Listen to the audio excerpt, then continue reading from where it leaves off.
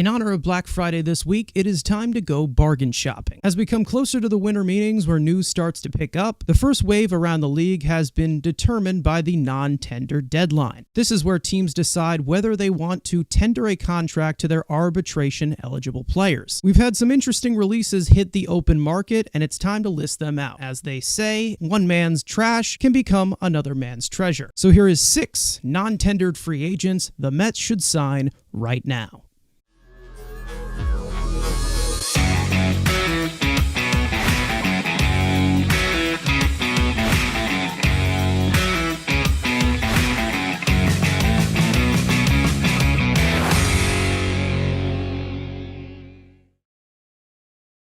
So as we all know, under David Stearns, the Mets have really cleared out a lot of their 40-man roster, currently sitting at 27 players after non-tendering Daniel Vogelbach, Luis Guillorme, Sam Coonrod, Jeff Brigham, and Trevor Gott, as they all will leave the Mets organization. With the Mets having a strict need for depth and tons of roster space open and possibilities of non-roster invites for spring training, we're going to talk about some players that were cut loose by other teams who the Mets should take a flyer on. With the Mets' massive need for pitching this offseason, I have 4 pitchers and 2 position players, so let's begin. So I want to obviously start with the most obvious and possibly the most shocking non-tender, that being Brandon Woodruff. Now, for those of you who don't know about this peculiar story, Woodruff was just non-tendered by the Brewers after they were unable to reach an extension agreement. The reason why he was cut loose was the fact that Woodruff will not be pitching in 2024 after undergoing surgery to repair the anterior capsule in his right shoulder. Now, if the Mets were to sign him, it most likely will be a multi-year deal for him to pitch for them, and also the fact that he will be a pending free agent after the 2024 season no matter what. Either way, here is the rundown. Since 2018, Woodruff has established himself as a legitimate frontline arm, posting a 2.98 earned run average, 3.12 fielding independent pitching, striking out 30% of batters in 595 innings in that span. High 90s rising fastball, high 90s horizontally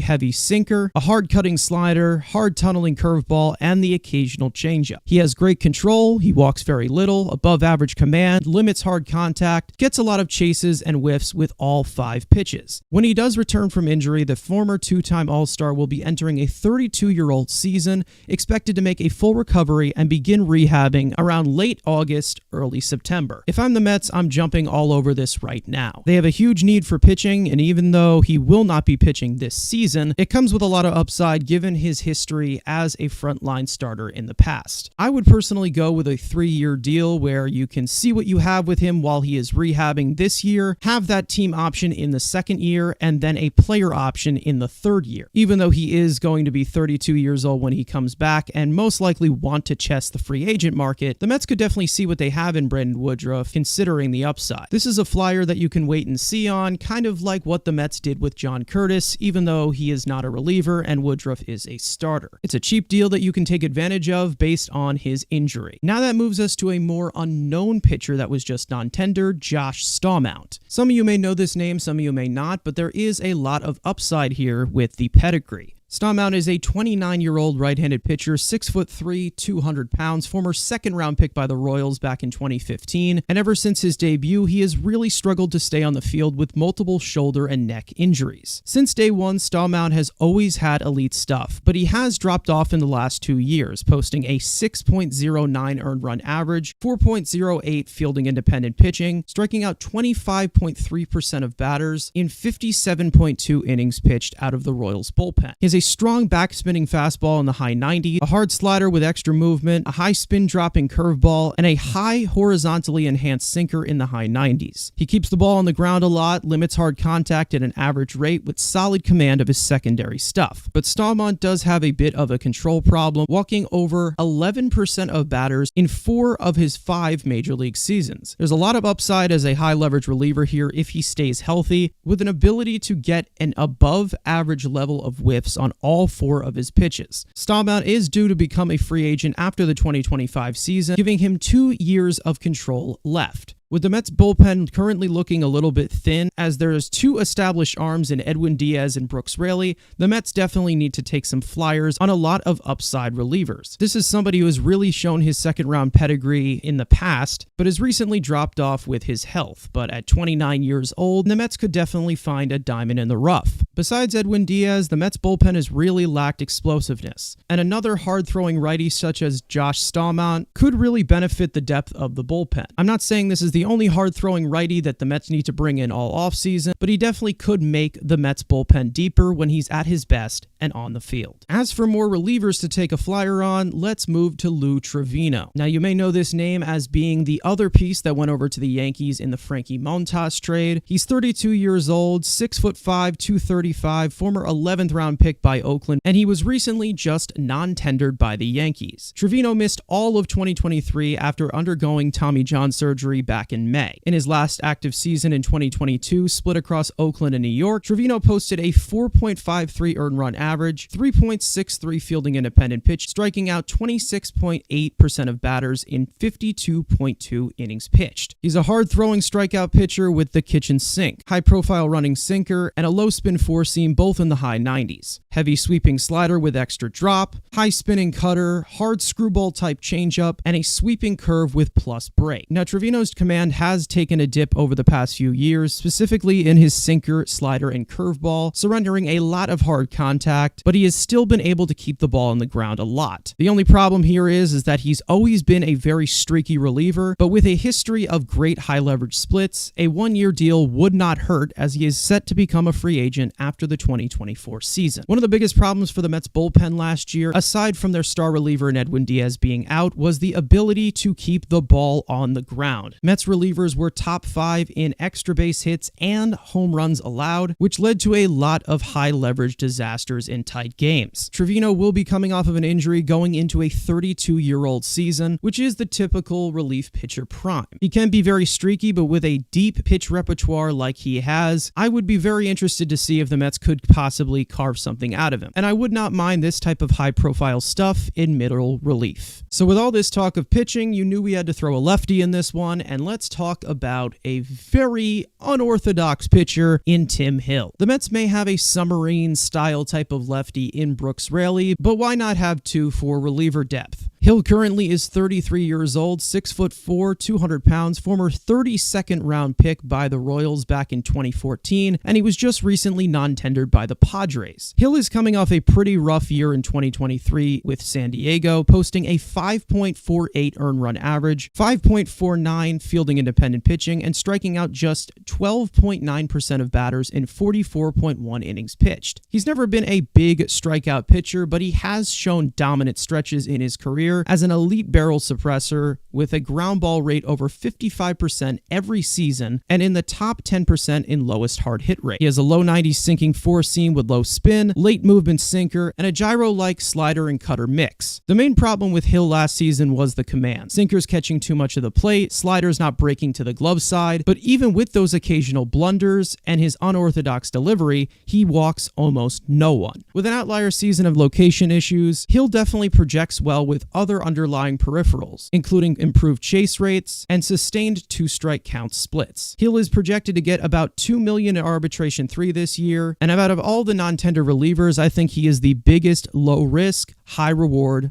on the market, especially for a left-handed reliever, which come at a premium. Tim Hill is definitely not the back-end type of high-profile reliever that you want in your bullpen, but it is an extra arm to have. There's been a lot of submarine-style lefties that have done really well under David Stearns while he was in Milwaukee, and there's a strong possibility that he may start to go after a few on the free agent market. Tim Hill could be one of those pieces. So now let's get to the position players, and we all know exactly where I'm going to go with this, and that being power. We need power. Now, even though I would address that on the big free agent market of bigger fish, the Mets do still need a lot of depth. The 5th player and the first position player on this list, that being Austin Meadows. You're probably wondering where this name really has gone in the last few years, as he has fallen off a lot, most likely being known for as the other notable piece that went over to the Rays with Tyler Glasnow in the Chris Archer trade with the Pirates. Fast forward to now, Meadows is a 28-year 25-year-old outfielder, 6'3", 225, former first-round pick by the Pirates back in 2013, and ever since his breakout from 2019 to 2021, Meadows has really struggled to stay healthy, playing just 42 games ever since and posting just a .655 OPS in 168 plate appearances across the last 2 seasons in Detroit. Meadows has not hit a home run since 2021, and before you channel your inner Dominic Smith nightmares, allow me to put your mind at ease with some really encouraging batted ball data. With Detroit, Meadows has continued to pull fly balls at a well above average rate of 24.7% and pulling line drives at a well above average rate of 31.4%. The bat speed is still there, exit velocities have dipped a tad, but they still have sat in the top 25% for the last 2 seasons. The 2 main factors are simply just his inconsistent health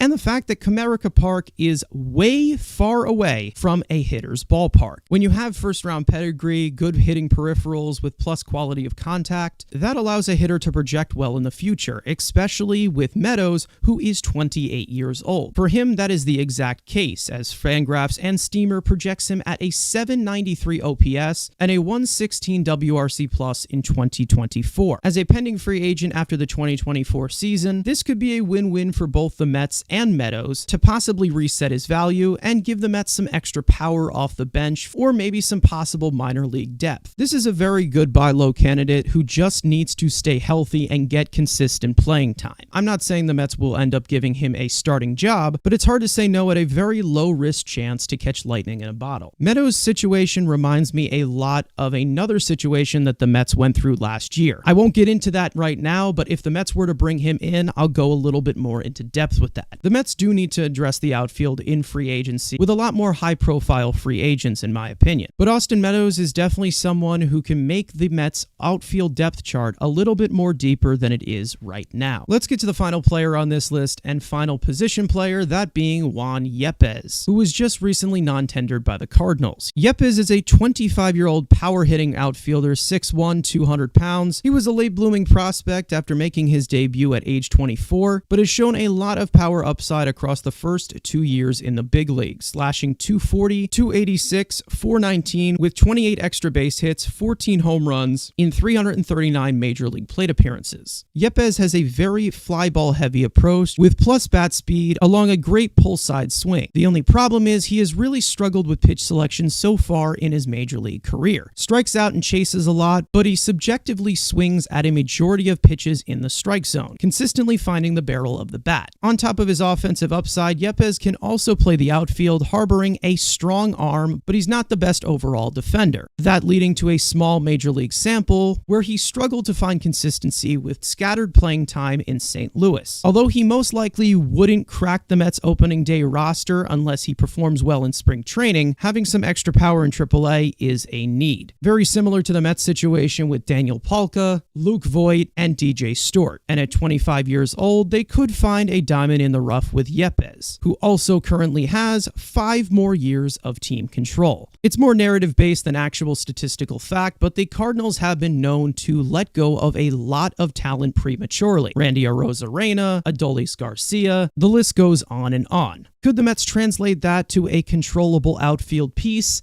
in Yepez? I doubt it, but it definitely is worth a try. He doesn't really cost anything, and that pretty much goes for all 6 of the players that were just listed. These might not be the most appealing names on the free agent market, but one-year prove-it deals definitely do not hurt. There's some players out there that have draft pedigree. There's some players that have provided those tools, but just have not been able to grab that consistency. And there's some players coming off of injury looking to reset their value. The Mets can take advantage of that, and these 6 players are an example of it. With David Stearns coming in here, known for player development and refurbishing pitchers and hitters, this would be his chance to do just that.